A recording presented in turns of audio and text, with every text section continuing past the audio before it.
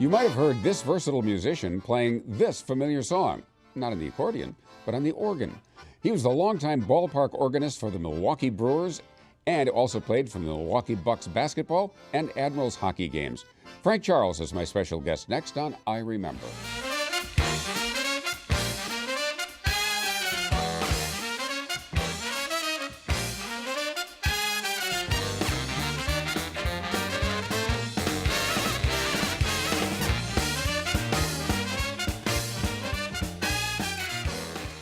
Hi, I'm Jim Peck. Welcome to I Remember.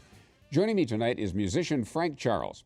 Having played for more than 20 million fans, you could say that he's the ultimate team player. Take a look. Musician Frank Charles entertained many an audience in the Milwaukee area long before he met his biggest crowd. In 1973, he became the ballpark organist for the Milwaukee Brewers. Baseball fans, including Donald Dobert, appreciated what Frank brought to the game. That year, he and young Doug Zarnecki were looking for announcers Merle Harmon and Bob Uecker when they met Frank, and they still consider him a friend today. Of course, Frank knew the broadcasters as he played from a perch right behind them. He also met other famous announcers, including Ernie Harwell. For 14 seasons, the music of Frank Charles set the tone for the home crowd fans, more than 20 million of them as they rooted for the Brewers. Over the years, Frank got to know all the players, providing them with their own musical introductions when they came up to bat. He got to know the managers as well. When the Brewers played in the '82 World Series, Frank was there to keep the tempo going. The team included pitchers Jim Slayton and Moose Haas and future MLB Hall of Famers Robin Yount and Paul Molitor. In 2002, Frank attended the 20th reunion of the team. Frank played not only for the Milwaukee Brewers, but the Milwaukee Bucks and Admirals too. For more than a decade, he played during the hockey and basketball games at the arena. In the early 80s, when future NBA Hall of Famer Bob Lanier played for the Bucks, Frank was there at the organ. In 1986, Frank was honored by the team for his musical performance. Though Frank Charles may have retired and moved to Florida, his love of music continues. Is it true that Billy Martin once tried to get you shut down? That's great. You're talking about Billy Martin, my good Italian paisano. Yes, huh? yeah. But a lot of people don't realize he was Italian. Oh, yes, he was. Mm-hmm. Yeah, he might have shortened the name from I think he did. Martinelli or something. Who knows? Oh, yes, that was quite a day. What happened? Thanks for bringing it back to my memory. Well, it happened on a Saturday, Jim. The rule in baseball is that the organist must stop playing the moment the pitcher, the opposing pitcher, and his home pitcher too, but the minute the opposing pitcher puts his toe on a rubber, he's got to stop playing. That's it. Because that's interfering with his trend of thought. Mm-hmm. So the minute he gets the ball back from the catcher, most pitchers, they'll scratch themselves and they'll turn around and look at somebody, and finally they'll put their toe on a rubber, bang, the organist stops, usually. This particular day, Don Larson was pitching for the Yankees. Really? Yeah. No hit, Don Larson. A nice guy, but a wise guy. He'd get the ball back from the catcher, put his foot on the rubber right away, then he'd scratch or turn around or whatever. He knew the rules. Oh, really? Well, after I saw this happen a few times, I said, well, I'm going to do this a little funny thing for him. I kept playing until he went into his windup. When he went into his windup, I stopped. Okay. This happened a couple of 2-3 times. All of a sudden, Billy Martin comes dashing out of the dugout and tells the umpire to come out there. Then he points up to the booth where I'm playing. I don't know. Well, I had a hunch. But Innocent, Mr. yeah, Innocence. they sent a runner up there saying if I didn't stop doing that, I would be ejected from the ball game. Really? Yeah. I bet that's the first time the organist would have been thrown out of the game. No, not too long ago, I read in the Milwaukee Journal that some organists recently did get thrown out of the game for improper conduct. Really? That's all it said. But Well, so the runner came up and told you. That the umpire, his directions. So the next day, Sunday afternoon, as I usually do, I got to the ball game very early, and I walk out on the field. I talk to the ball players. Oh, cool. So I walked on the field, and I was looking for Billy Martin. Be careful, you find him.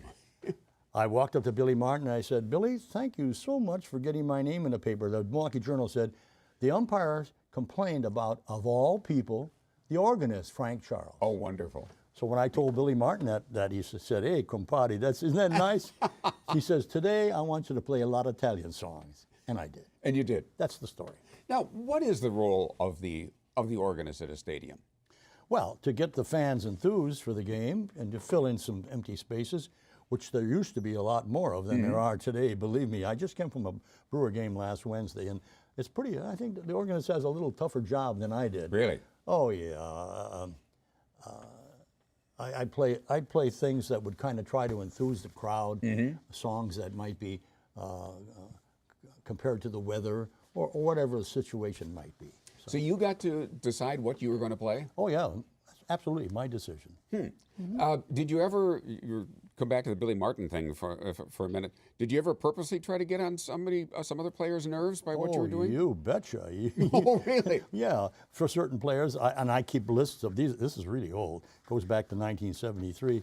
I didn't write down what I would play for opposing players, but I would. Yeah, I think I did. I remember hearing. Gosh, if I'd have known you were going to ask me that, Jim, I would have looked that up for sure. Go ahead. I remember hearing an organist. I don't know whether it might have been you or it might have been another stadium, but guy struck out, and he gave him the wah wah wah. Well, there's a limit to how sarcastic you can get. Really? Yeah, you don't. I don't like to hear that kind of stuff. If it's humorous and funny, that might. Three blind mice when the umpires walk out. Yes. I've done that a lot. They don't object to that. I don't think they know what the tune is. Nobody has so far. Yeah, it's been a lot of fun, Jim. Who decides what music you're going to play for what player? Do the players have certain things that they want? Yes. This is my theme song, Frank. So, like who's the starter that they always played Hill's Bells? I can't remember his name right now. Of course, typical. It'll come to me midnight. I'll call all of you. Well, I got to know all the players. You did? Yes. I had with my press pass, I would go onto the field before every game and get to know somebody. Identity of the players, I have a page here. Don Money. Okay. Well, it's obvious I'd play We're in the Money or Pennies from Heaven. See, you could be an organist. Robin Yount. When the red robin goes bob bob bobbin, or Fly Robin Fly. I got pretty long list. Rockin' Robin? And remember Coluccio, nice Italian player? Of course. Play Italian songs for him. Yeah. But how did you get that gig, by the way? How does one get to be a stadium organist? Oh, that's a great question, Jim. In 1973, in the winter months, like January or February, I got a phone call from the Musicians Union asking me if I was available that night to fill in for the organist for the Milwaukee Bucks, who became ill that day. He was a Marquette student and he had a bad cold. And luckily for me, I was available, and I went to the Bucks game and I played the Bucks game. I wasn't not knowledgeable as to what's going on, but I played as best as I could. I enjoy sports a lot.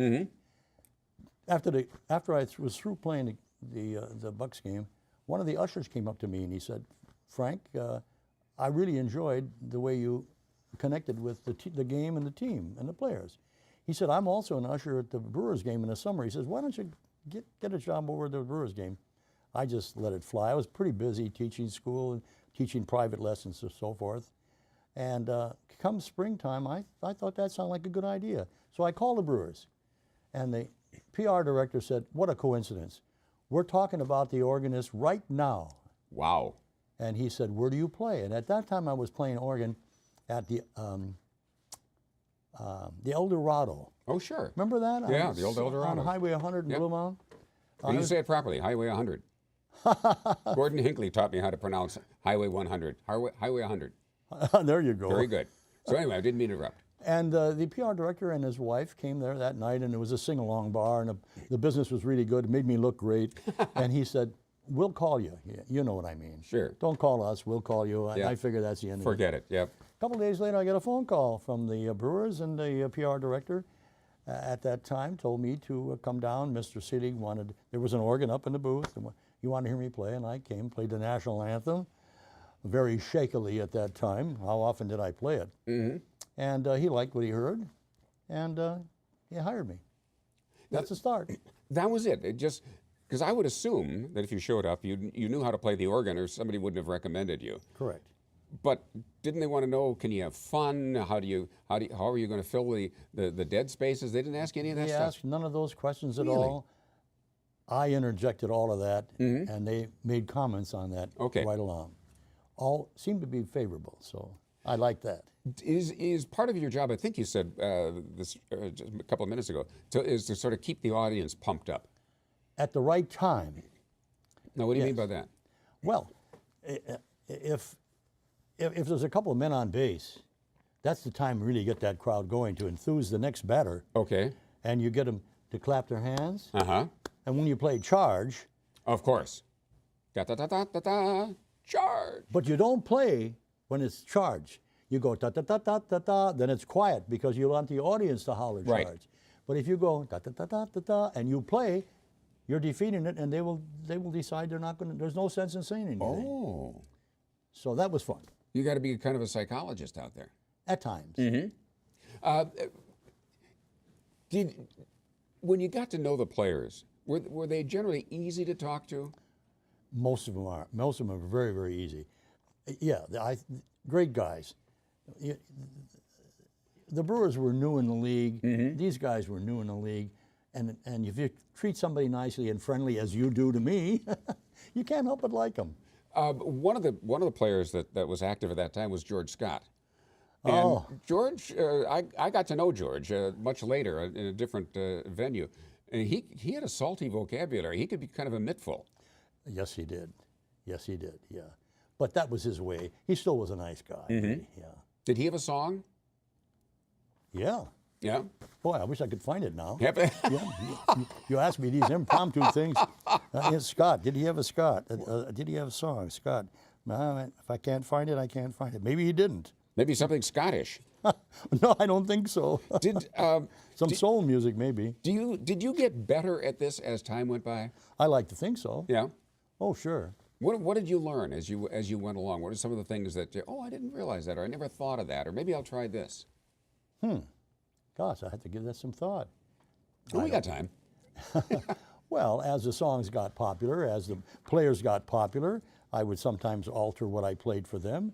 Yeah, and I kept adding things. Weather. We have rain delay. Raindrops keep falling on my head. Singing in the rain. April showers. Let a smile be your umbrella. All weather songs. Wow. Now you wouldn't have to use any of those. It's with, true. With the roof. That's true. Right. That would be out. I'd take the sheet out. Right. Yes, exactly. You mentioned that you played at other venues. And I remember you playing at various clubs around town, not just the El Dorado. Well, I started out when I got out of the Army in 1954.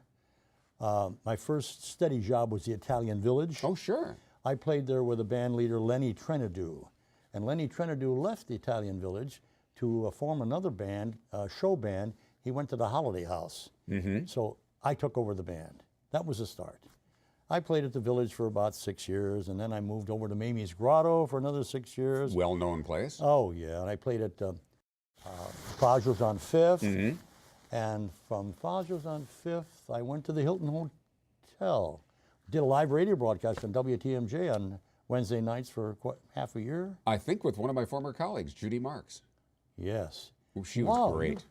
She was fantastic. Yeah. People who didn't know her missed a terrific human being. And when she took a vacation, it was Gordon Hinckley. Wow, you can't do better than that. Yeah. And the engineer would tape the program, tape all our music, and the next week when he come to the show, he'd give me a copy of that tape. I would take it home and copy it, have it copied, bring it back the following week, then he'd give the next week's tape, so I got all those tapes at home. You still have them? I still have them. Wow. Yeah. That's something I would love to hear someday. I'll drop down and see you. Okay. You know, I'll stay for a couple of days. You don't mind? No, the room is open. Sure. What the heck? Naples, Florida. Did you always want to be a musician? Ever since I was a little kid. Really? My father played guitar. We did. And I had guitar lessons. My first instrument was guitar. Not the piano or organ. No, my hands were so small to play the bigger chords, and accordion was getting popular. So they bought me accordion, and that's the rest is history. Played the accordion, took piano at UWM when I got my degree. In the meantime, I bought an organ, practiced it, took a few lessons, and that was it. Who was your organ teacher? I don't remember his name. No? No. Yeah. I know at one point you were involved with Zeb Billings. It was at Zeb Billings' studio, Okay. yes. It was one of his people. One of his teachers, yes. Why the accordion? What is it about the accordion that appealed to you? Well, it was that time in history where the accordion got very popular. Probably Dick Contino might have done a lot to it, but everybody seemed to play accordion. The accordion schools had big bands of all of accordions, and I liked it. Is it a difficult instrument to play? No, I don't think so. I don't think so. I don't Because think. you play so many. Yeah, yeah. But I just Well, you wanna- heard the accordion in the beginning, didn't you? What? Oh, yeah. In fact, we imposed upon you to play a little bit for us. And Jane, talking to my producer, why don't we run a little bit of Frank playing that little number for us?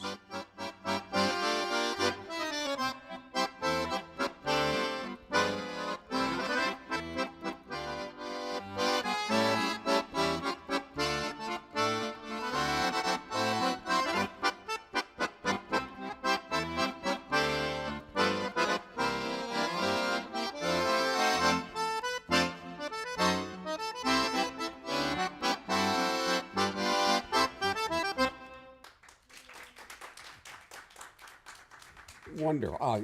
By the way, is it, I don't care if I ever get back or I don't care if I never get back? I'm not sure.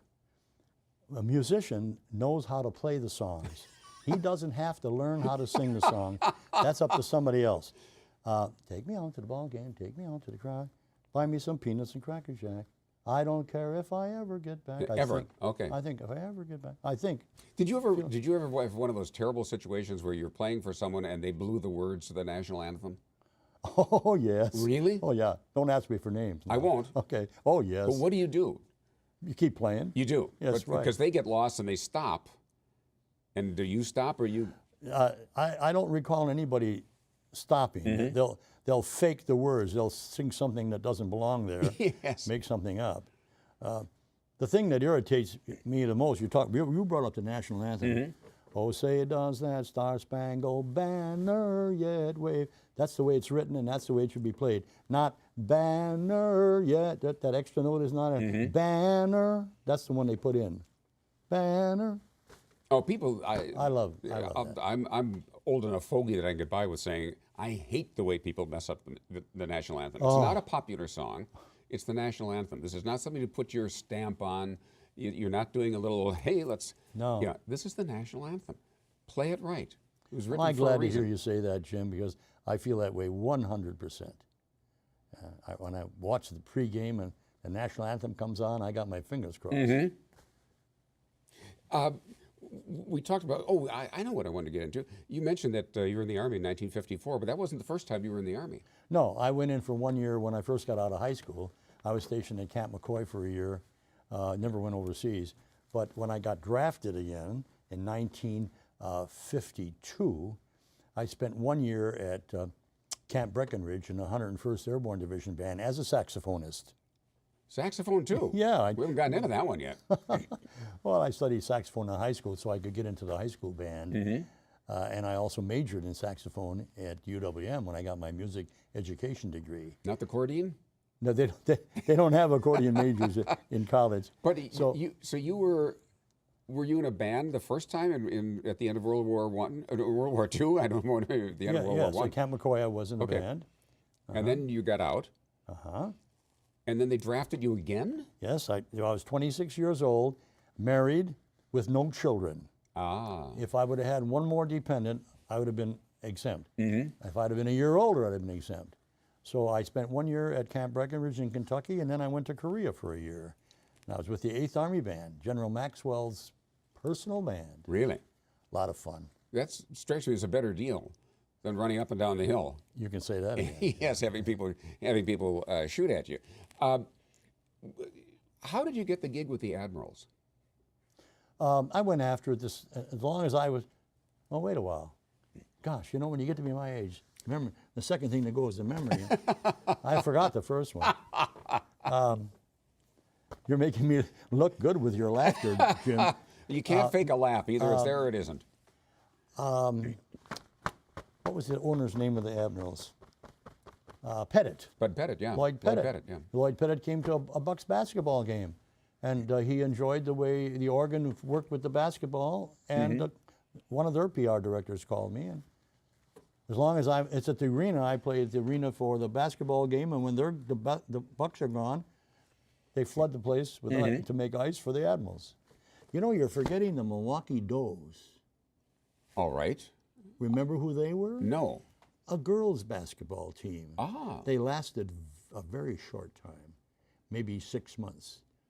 But the Milwaukee Does were so. Did you play for them too? Yes, I did. You did? Yes. Have to change anything around because you got women out there now? I don't think so. No? No, they played basketball just like the guys do. Did you teach as well, did I hear you say? Yeah. Where did you teach? James Madison High School. That must have been, you would have been a great teacher to have had. Well, I quit when the Brewers offered me a long-term contract. The first year I was playing the Brewer games and teaching at the same time. Whoa. And that was getting rough because I had to ask the principal for some unpaid days off early in the season when the school was still on. So after And a lot of the games are night games, and then you're getting back late. Oh. Yes. Well, make a buck when you can. Absolutely. And what instruments did you teach? No, I had a music education degree, instrumental music, but they needed a choir director. I taught singing and music appreciation. Wow. Why? Well, I just didn't know you could do all those things. And one could do all those things. Anybody could, I'd bet on you. Thank you. You're welcome. But no, I would have thought that you would have been teaching an instrument. They had a very good band director, and they had a good orchestra director, and they needed a choir director. Is that a difficult transition from playing an instrument to suddenly you're directing a choir? No, not really. No. Music is music. Yep. You got to move your hands a little differently.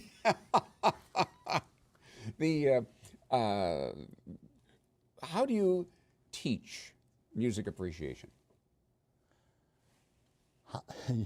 I asked you first, don't you open the book that comes with teaching music appreciation, okay, and you tell the students, now this is C, D, E, F, G. Now let's hear you do that. And in music appreciation, you're not working toward the choir, so the singing is usually pretty bad. But at least you get them to understand what music is all about, and then they'll start to appreciate it a little bit more. And in addition to that, you'll use you'll use records, and you'll tell them to listen to this orchestra, listen to this part. This is the A part, this is the B part of a particular song. You're understanding what I'm talking about? A little bit. Okay. You got to appreciate music, and I know you do. I love to listen. I don't know, but I was just, as I was thinking about it, I do sometimes think as I'm doing this show, that okay, music appreciation. It seems to me either you got it or you don't. But if you can teach it, that fascinates me. I know there are courses in it, but I wonder how you get someone to appreciate music. And I wonder if it's harder now because the music is so different. Oh, you can say that again.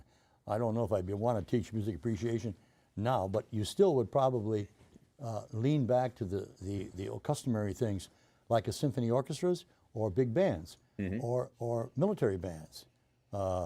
Sousa, he writes a first part, you hear the end of that. Now this is the second part of the all of a sudden they'll go to a little part we call the coda, C-O-D-A. Da da da da da da da da da da da da da da da da da da da da. Go back to that. I want to march just hearing you do that. He wrote a march for Marquette University. He came in I'm going to say the late teens, and received an honorary doctorate. And he said, I will write a piece of music for you. And every once in a while, my good buddy Nick Contorno, I'm sure you knew Nick. Oh, very well. And Nick would bring this out, and he would play it. And somebody said, what is that? It's the Marquette March by John Philip Sousa. Well, now that's something cool? I didn't know. Not M.U. Rora he didn't write, but he wrote it. No, I don't know who wrote that one. No, neither do I. But that, anyway, that. So I'm going through your career here. You did the choir, you did classes, you did private teaching, You did various instruments, saxophone, accordion, organ, Piano. Okay, I would think you'd have to be able to play the piano to play the organ. Not necessarily, but you Yeah? should. You should. The You could. keys are pretty much the same. Yeah, you're right. Anyway, this is fascinating. It's a fast half hour. And Frank, I want to thank you. I've never worked a day in my life. You know that. Oh, that's nice. It's been a blast. I feel that way every time I get in front of a camera. But Frank Charles, thank you very much for being with us. And of course, it's always nice to see you. I hope we'll see you many times in the future as we continue to remember. Thank you.